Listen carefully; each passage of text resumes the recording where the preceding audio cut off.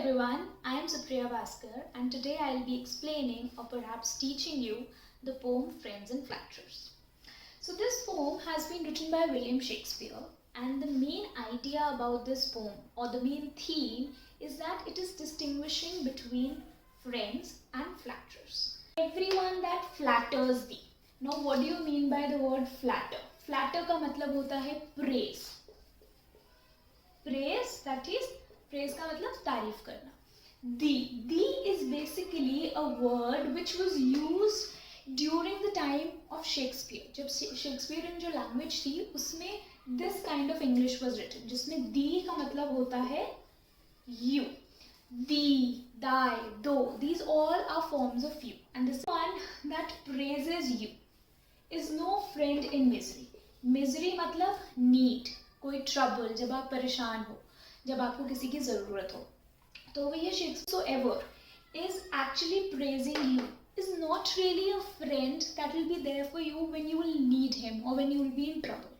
So everyone that flatters you is no friend in misery. Words are easy like the wind. Faithful friends are hard to find. Now he's saying words are easy. अब I am explaining this poem to you. मैं कितने भी words use कर दूँ, मैं कुछ भी बोल दूँ. It's very easy to speak. It's very easy to say anything. आपके मन में कुछ भी है. Even if you're feeling bad about something or you don't like a person but you want to get something done, आप बहुत easily उसकी तारीफ करोगे. अरे wow, you are such a nice person. So it's very easy to speak something out of your mouth. Words are very light. They do not have a lot of weightage until and unless you use them carefully. But जो faithful friends होते हैं, true friends, that is, those are very difficult to find, right? So everyone that flatters thee is no friend in misery. Words are easy like the wind. Faithful friends are hard to find. जब faithful friends जो आपकी care करें, जो आपके बारे में अच्छे से सोचें, who actually think what is good and bad for you, those are not very easy to find, right? So let's move to the second paragraph. Also, words are easy like the wind.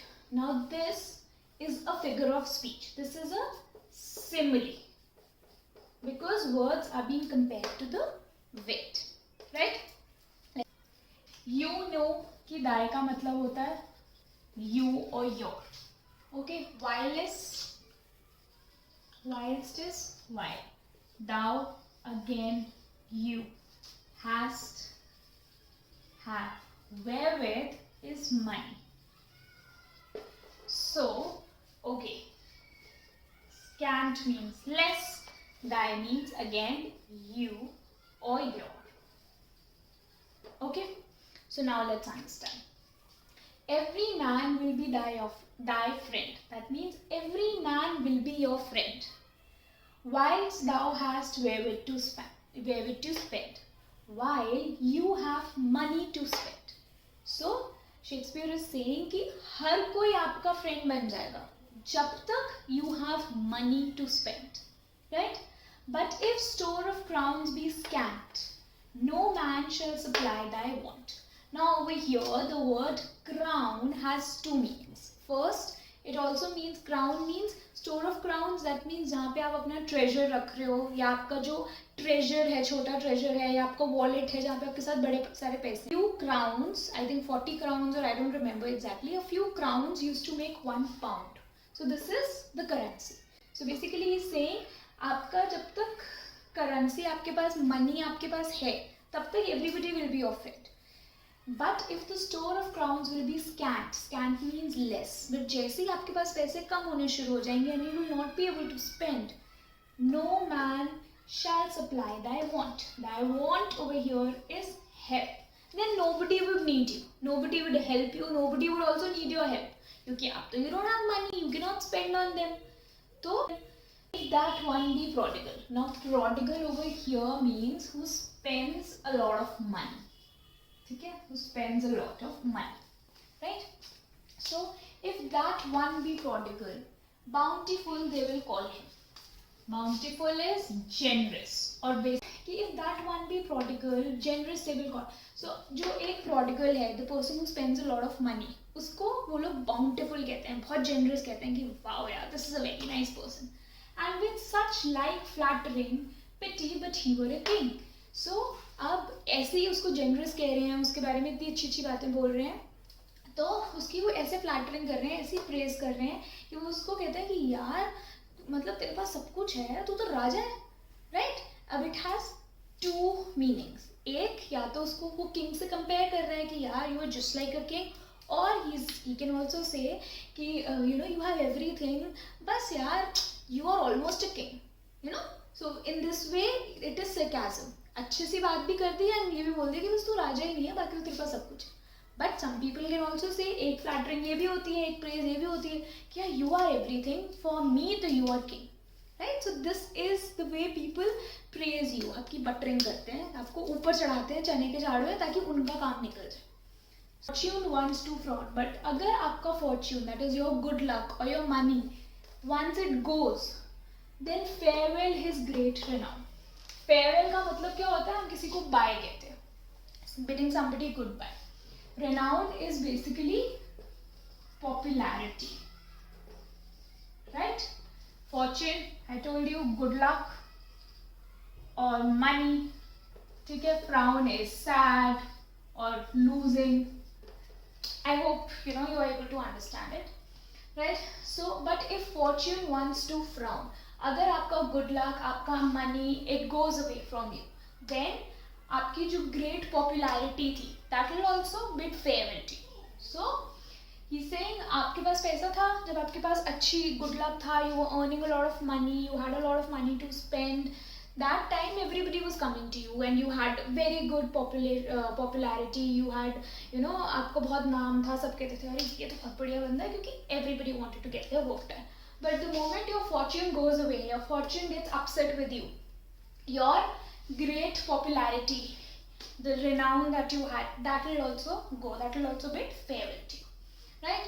But that fawned on him before. Fawned is basically जो flatter करते थे, जो praise करते थे, जो आपकी पहले तारीफ करते थे, they will use his company no more.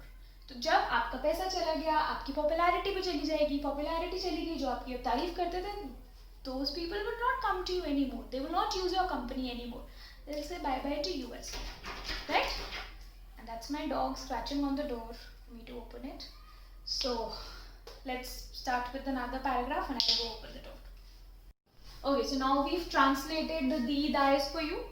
Now he that is thy friend in need, that means he that is your friend indeed, जो आपका actual में real friend है, जो true friend है, he will help you in your need. Okay, understood? The one who is actually your friend, the one who cares for you, he will always help you when you need him. If thou sorrow, he will weep. That means if you are sad or if you are upset, sorrow means sad or upset. So if you are upset or sad about something, he will weep. Weep basically is crying, but a little polite way of crying. जिसमें आप बहुत जोर जोर से चिल्ला के नहीं रोते, आप धीरे धीरे आराम से रोते हो, but you are feeling bad. Like generally, weeping is used for adults and crying is used for kids.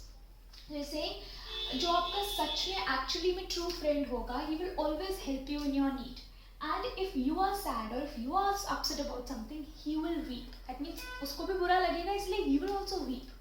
And if you are awake, he cannot sleep. And because you are sad or you are upset and there's something that's affecting you and you're not able to sleep during the night or any time, he will also be awake. क्योंकि he truly cares for you. ऐसा नहीं होगा कि यार ठीक है, क्या फर्क पड़ता है, I am going off to sleep, I'm minding my own business, I do not care about him. So this is a characteristic, or these are the characteristics of a true friend. Like I told you, first four paragraphs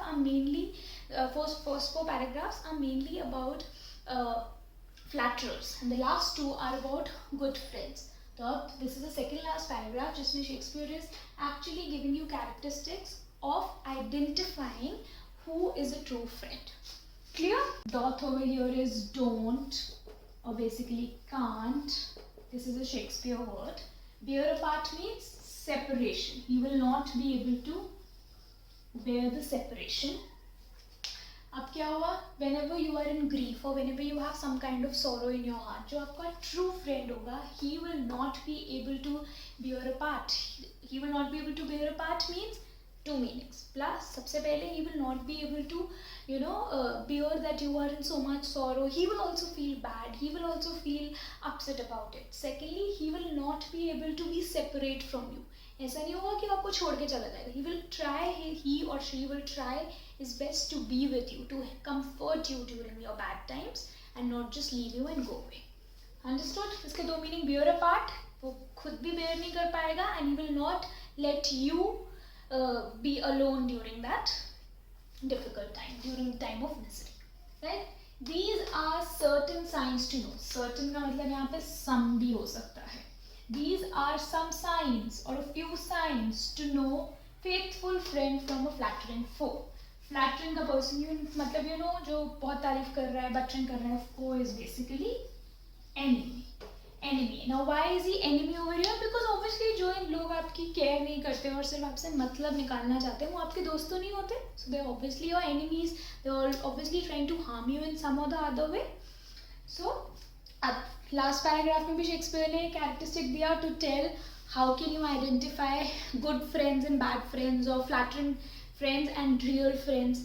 So जब भी आप किसी बात से परेशान होगे, और you will be in any kind of grief, or you will be upset because of something, your true friend will also feel bad. He will also not be able to bear that you are in so much sorrow, and he will not let you go through that sorrow or through that troublesome time or through that misery alone. He will always be there to comfort you, and these are a few signs which will help you to differentiate between a faithful friend and a flattering foe.